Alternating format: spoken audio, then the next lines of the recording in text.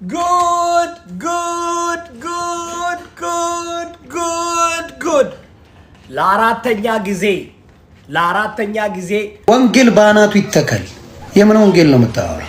ክብር ይበልጣል። ወንጌል ይላሉ እንዴ? ወንጌል አይደል እንዴ? ስለያዝኩኝ ማንም እየመጣ የሚጨፍርብኝ። በጣም ትልቅ ሞስክ ነው ይሄ። በጣም ትልቅ መስጊድ ነው። ኢንሻአላህ ኔክስት ሰው ነኝ መቼ። ሰላም ጤና ይስጥልን፣ እንደምናችሁ ፍሬ ነኝ።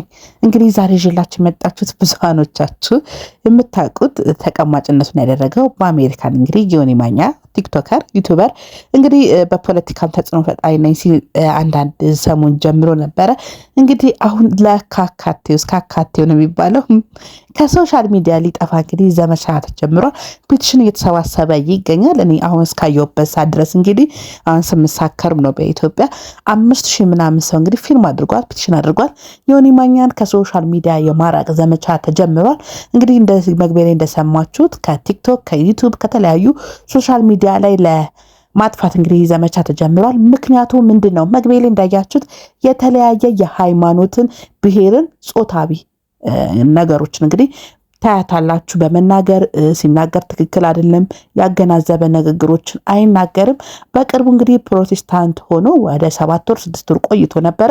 እንግዲህ እነሱንም እንግዲህ ተናግሯቸዋል። በጣም በሚያሳፍር ሁኔታ እንግዲህ ሃይማኖትን እየረገጠ ሲናገር ይሰማል ይላል። እንግዲህ ራሱም ተጽዕኖ መፍጠር የሚቻለው በሃይማኖት በፖለቲካ ነው ብሏልና የኢትዮጵያ ህብረተሰብ ስሱ ጎኑን አግኝቷልና በኢትዮጵያ ኦርቶዶክስ ተዋሕዶ እንግዲህ ፒቲሽን እየተሰበሰበ ይገኛል።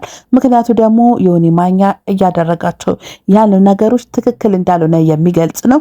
እንግዲህ ፕሮቴስታንቶችን በአናታችሁ ተተከሉ እያለ እስከ መሳደብ ደረጃ ደርሷል። ጊፍተሮች እየሰጡኝ አይደለም፣ ሃይማኖቴን ከቀየርኩ በኋላ ተጽዕኖ ደርሶብኛል ብሏል። እንግዲህ መጠቀሚያነቱን ያደረገው እንግዲህ በሶሻል ሚዲያ ላይ ብር ለመሰብሰብም እውቅናም ለማግኘትም እንግዲህ የተለያዩ ሃይማኖቶችን እየነካ ይገኛል።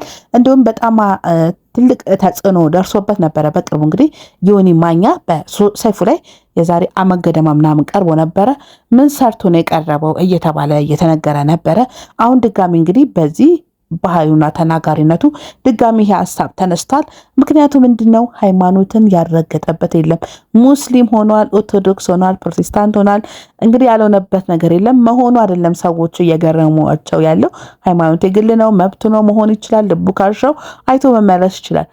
ስድብ ነክ ነገሮችን፣ ጥላቸውን ነገሮችን እየተናገረ ይገኛል። እንግዲህ ከዚህ ቀደም እንደምናውቀው በፖለቲካ በጣም ብዙ አውቃለሁ፣ አማራ እንደዚሁን እንትን እንደዚሁን በማለት እንግዲህ ግጭቶችን በመፍጠር የሚታወቀው ዮኒ ማኛ ብዙሃኖችን ላላስፈላጊ ነገሮች የከተተውና ድርጊቶችን የፈጸመው ዮኒ ማኛ ከዩቲዩብ እንግዲህ ለአካቴው ተብሎ ዩቲዩብ ቻናሉ ተዘግቷል። እንግዲህ ብዙሃኖቻችሁ እንደምታውቁት በቲክቶክ ደግሞ ወደ 1 ሚሊዮን ሊገባ ገብቶ የነበረው የቲክቶክ ፔጅም ተዘግቶበት ነበረ።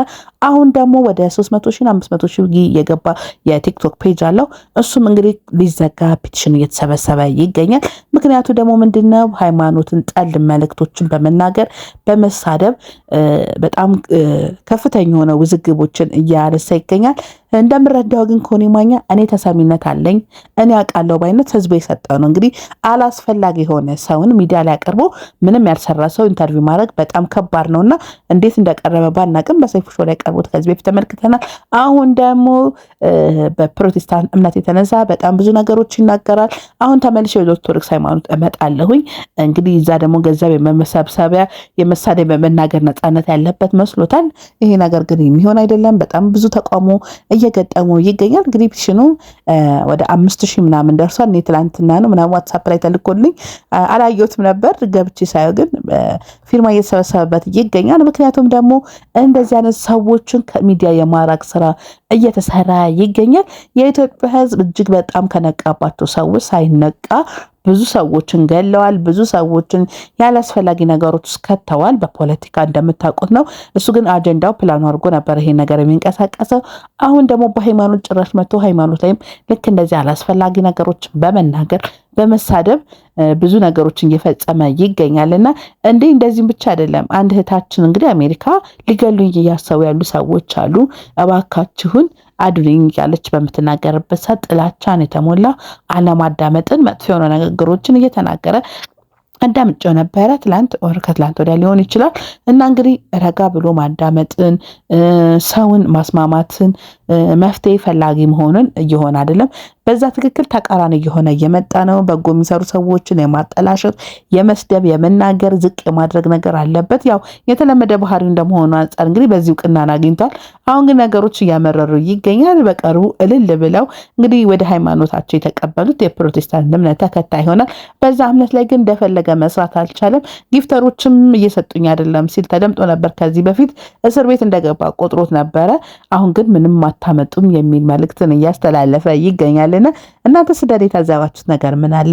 እኔ በትንሹ ላወራላችሁ ችያለሁ። ዮኒ ማኛ ብዙሃኖቻችሁ ከኔ በለጠ የምገልጹት ነገር ይኖራል። እያንዳንዷ ቲክቶክ ላይ የሚመጡ ርዕሰ ጉዳይ ላይ አለው ባይ ነው፣ ተናጋሪ ነኝ እኔ አውቃለሁ ባይነት አለበትና እርግጠኛ ነኝ ይሄ ትክክል እንዳልሆነ እሱም እኮ መንፈሱም ያውቀዋል። ግን ህዝቡ የሰጠው ነገር ነው። ህዝቡ እንደዚህ አይነት መጥፎ ልማዶችን እየተለመደ እየተቀበለ በመምጣት አላስፈላጊ ነገሮች ውስጥ ከቶታልና አሁን ደግሞ እባክህን አርፈ ተቀመጥልን ከዩቱብ አባረናሃል፣ አሁን ደግሞ ቲክቶክ ላይ እየመጣ እየረበሽክን ነው ሲሉ እንግዲህ ፔቲሽን እየተሰበሰበበት ይገኛል። ፔቲሽን ሁላችሁም እንግዲህ ማግኘት ትችላላችሁ።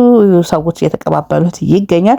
ሀሳባችሁን መግለጽ ትችላላችሁ። ፊርማም ትክክል ነኝ ብላችሁ የምታስቡ ከሆነ ማድረግ ትችላላችሁ። የግለሰብ ውሳኔ ነው። ግን ዮኒ ማኛን እናንተ ምን ያህል እስቲ አሁን ከነገርኳቸው የበለጠ የተረዳችሁ ሰዎች የላችሁም ወይ? አንድ መልካም ሰው ቢመጣም ቲክቶክ ላይ እሱን ለማባረር ዘመቻ ጀምሮ ነበረ። የሚሰማው ሰው አጥቷል። አዶኒን ከጨዋታ ውጭ ለማድረግ እንግዲህ እቅድና ፕላን አምጥቶ ነበር። የሚሰማው ሰው አጣ። እሱ መልስ ሊሰጠው አልቻለም። ስለዚህ እሱን ትቶ ደግሞ ወደ ሌላ አጀንዳዎች እየገባ ይገኛልና እንደዚህ አይነት መጥፎ ድርጊቶችን የሚያደርጉ ሰዎች በቃችሁ ሊባል ይገባል። ይህን ውሳኔ የወሰናቸው ፔቲሽን ያሰባሰባችሁላችሁም ምስጋና ያስፈልጋችኋል። ትውልድን ማነጽ ነው። ማህበረሰቡ ላይ የሚደርሱ አላስፈላጊ የሆኑ ስድቦችን፣ ንግግሮችን መቃወም ነው። ሃይማኖት ደግሞ በጣም ከባድ ነገር ነው። ሃይማኖትን መንካት ማለት በጣም ብዙ ችግሮችን መፍጠር ነው። እሱ ደግሞ ለምዶታል። ሙስሊም ሆኗል፣ ኦርቶዶክስ ሆኗል፣ ፕሮቴስታንት ሆኗል። የቀረ የለም። አሁን እህተ ማርያም ናት የቀረችው መሰለኝና እንደዛ ነገሮች እያደረገ ይገኛል። አሁንም እኔ በሄደበት ሃይማኖት አይደለም ንግግሬ። እየሰራ ያለው ነገር ትውልድን ያንጻል ወይ ምን እያደረገን ያለው? እሱ ቁጭ ብሎ ሊበላበት ያሰበው መንገድ ሊሆን ይችላል። ግን ብዙ ማህበረሰብ ብዙ ሰዎችን እየጎዳ ይገኛል። ብዙ ሰዎችን ጥላቻ እየሰጠ ይገኛል። ከዚህ ቀደም ብዙኖቹ ዩቱብ ላይ ባለማወቅ በሱ የተነሳ ብዙ ውዝግቦችን ብዙ ችግሮች ተፈጥረው ነበረ። በለው አድርገው በማለት ሰው ነቅቶበት አሁን ሲያቅበት ደግሞ ሃይማኖት በመቀያየር በሃይማኖት ችግሮችን እየፈጠረ ይገኛል። ይህን ጉዳይ በተመለከተ እንግዲህ በጣም ብዙሃኖቻችሁ ፔቲሽን እያሰባሰባችሁ ትገኛላችሁ። ከቲክቶክ ለማጥፋት እንግዲህ ምክንያታቸው ምንድን ነው? ሰርቶ ቢበላ እንደ ንጹህ ሰዎች መልካም ነገር ቢያደርግ ማንም ሰው በዚህ ክፉ ጎን ወይ ደግሞ ክፉ ነገር አይኖረውም። እሱ ግን ጥላቻን ሃይማኖት ከሃይማኖት ማጣላት ወይ ደግሞ የማይሆን ነገሮችን መሳደብ በማምጣቱ ብዙሃኖቹ ለምን የሚሉ ጥያቄ አቅርቧል። እናንተስ ምን ትላላችሁ? ሀሳባችሁን ኮሜንት ላይ በጽፉልኝ እጅግ በጣም ደስ ይለኛል። ፔቲሽን እንግዲህ እየተፈረመ ይገኛል። ወደ 5000 ምናምን ገብቶ ነበር ቀደም ሳይሆን በስንት ሰዓት ነው ካየሁት 12 ሰዓት ይሆነኛል። እና እስቲ ሌሎቻችሁን በዚህ ሀሳባችሁን ስጡላለሁ። አብራችሁ ነበርኩኝ ፍሬቱ ነኝ። አመሰግናለሁ።